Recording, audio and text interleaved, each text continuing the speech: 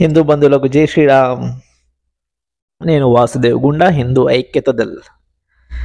ఈ వీడియో ఏంటంటే మా నాన్న గురించి, నా గురించి అనమాట ఈ వీడియో. అలా అని చెప్పేసి నేను మా నాన్నని ఎక్కడ కించపరుస్తున్నట్టు కాదు, నేను ఏదో పెద్ద గొప్ప సాధించానని చెప్పడానికి గల కారణం కూడా ఏం కాదు. ఇది జస్ట్ నార్మల్గా అంటే తండ్రి కొడుకులు వాళ్ళు ఫేస్ చేసిన సిచ్యుయేషన్స్ని తండ్రి ఎలా అయితే హ్యాండిల్ చేశాడో నేను ఎలా అయితే హ్యాండిల్ చేస్తున్నానో చెప్పడమే ఈ వీడియో అనమాట. దీనివల్ల కొద్దిగా ఎవరైనా కొంచెం అంటే ఆర్థికంగా చాలా లో డౌన్ అయినా కానీ, అంటే ఇబ్బందులు ఉన్నా కానీ ఇలా మాత్రం చేయొద్దని చెప్పడానికి ఈ వీడియో అనమాట. చూడండి, మా నాన్నగారు డబ్బులు బాగా సంపాదించాడు, చేతులారా పోగొట్టుకున్నాడు అనమాట. ఆ డబ్బులు పోగొట్టుకున్న తర్వాత ఏం చేశాడంటే పూటా ఓటిన ఇక్కడి నుంచి, అంటే ఇక్కడ అప్పులోళ్ళు ఎగబడడం కానీ, అలాగే బంధువులు సూటిపూటి మాటలు మాట్లాడడం. ఎందుకంటే ఓ టైం మంచి కింగ్ ఉండే మా నాన్న, చాలా రుబాబ్గా బతికాడు అనమాట. రుబాబ్ అంటే ఏదో తిట్టు కాదు, ఇది జస్ట్ అంటే ఒక మంచి దర్జాగా బ్రతికిన వ్యక్తి ఇలా నిందలు పడడం వల్ల ఏమైందంటే పేరు ఖరాబ్ అయిపోయిందని చెప్పేసి ఇక్కడి నుంచి ఊరికి వెళ్ళిపోయాడు అనమాట. ఊరికి వెళ్ళిన తర్వాత అక్కడ ఏమైంది, ఇక్కడ మన హైదరాబాద్లో ఒక మంచి ప్రైమ్ లొకేషన్లో ఉన్న ల్యాండ్ మాకు ఎవరు తెలియకుండా అమ్మేసి 1 lakh 1.5 lakh ఎంత వచ్చింది, అది క్యారీ చేసేసుకొని ఊరికి వెళ్ళిపోయాడు అనమాట. అప్పుడప్పుడు తీసుకున్న డెసిషన్స్ అనమాట, ఆలోచించే డెసిషన్స్ అవి. అప్పుడప్పుడు టక్ మనం వచ్చినాయి, తీసుకుని వెళ్ళిపోయాడు. వెళ్ళిపోయి అక్కడ ఊర్లో ఉండి ఆ అమౌంట్ అయిపోయేంత వరకు అక్కడనే ఉన్నాడు అనమాట. ఇంకా ఏంటి తాగడము, వ్యసనం, అదే తాగడం, ఎప్పుడు చూసినా తాగడం అనమాట. అంటే ఇలాంటి సిచ్యువేషన్లో అలాంటి అంటే అవన్నీ మర్చిపోవడానికి ఈ మందు అనమాట. ఈ మందు అనేది ఒక మెడిసిన్ లాగా వాడాడు అనమాట. అలా ఎప్పుడైతే చేశాడో అతని క్యారెక్టర్ ఇంకా దిగజారిపోయింది అనమాట. అతని పేరు ఇంకా స్పాయిల్ అవుతూ వచ్చిందనమాట. సేమ్ మా నాన్న లాంటి సిచ్యువేషన్గా నేను కూడా ఫేస్ చేశా. కానీ ఎప్పుడైతే నేను సిద్దిక్ నగర్లో ఇలాంటి సిచ్యువేషన్, అంటే వర్స్ట్ సిచ్యువేషన్ ఫేస్ చేస్తున్నాను నాకు గ్రహించగానే నేను ఏం చేశాను, సిద్దిక్ నగర్ నుంచి ప్లేస్ ఆఫ్ చేంజ్ కోసం అని చెప్పేసి నేను ప్రగతి నగర్కి వెళ్ళాను అనమాట.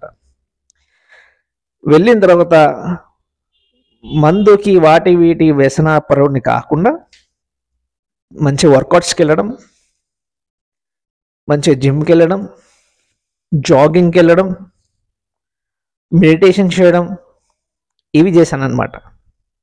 దాని తర్వాత ఓన్గా ఫిట్నెస్ స్టూడియో పెట్టడం.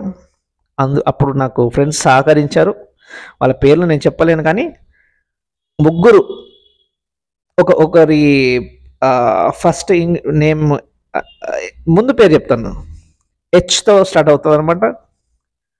ఇంకొక ఫ్రెండ్ యూ తోటి స్టార్ట్ అవుతుంది, ఇంకొక ఫ్రెండ్ ఎంతో స్టార్ట్ అవుతుంది అనమాట.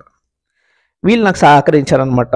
ఆ ఫిట్నెస్ స్టూడియో స్టార్ట్ చేసేటప్పుడు వీళ్ళు చాలా సపోర్ట్ చేశారనమాట. ప్రగతి నగర్లో ఉన్నప్పుడు ఫిట్నెస్ స్టూడియో స్టార్ట్ చేయడం, అప్పటికి మంచి నాకు కూడా నేమ్ రావడము, క్లాసెస్ మంచి చెప్పడము. దాని తర్వాత డివోషనల్గా దగ్గర అవ్వడం దేవుడికి. ఇవన్నీ నాకు ప్లస్ అనమాట. ఇవన్నీ ఎప్పుడైతే కనుక సిచ్యువేషన్ వర్స్ట్ అయితే మందు తాగారో ఇంకా అంతే, భూస్థాపితం అవుతాడు మనిషి. దాని తర్వాత నేను ఏం చేశాను, నాకు ఇప్పుడున్న టైం, ఫ్రీ టైంలో నాకు 10th, అంతకుముందు నాకు 10th లేదన్నమాట, పోయింది. మళ్ళీ 10th రాసి 10th పాస్ అవ్వడము, మళ్ళీ ఇంటర్ రాసి ఇంటర్ పాస్ అవ్వడము, డిగ్రీ ఫస్ట్ ఇయర్ చేశాను కానీ 2 subjects పోయాయి అనమాట. సో ఇలా జరిగిందనమాట. అంటే మా నాన్నగారేమో ఒక వ్యసనంగా తీసుకున్నాడు, నేనేంటంటే నా వర్స్ట్ సిచ్యువేషన్ని నేను బెటర్గా ఇంప్లిమెంట్ చేసుకోవడానికి అని చెప్పేసి ఇలా జిమ్కి వెళ్ళడము, మెడిటేషన్ చేయడము, స్టడీ మీద కాన్సన్ట్రేషన్ చేయడము, ఇలా చేశాను అనమాట. అండ్ చాలామంది నన్ను కూడా విమర్శించినారు మా రిలేటివ్స్.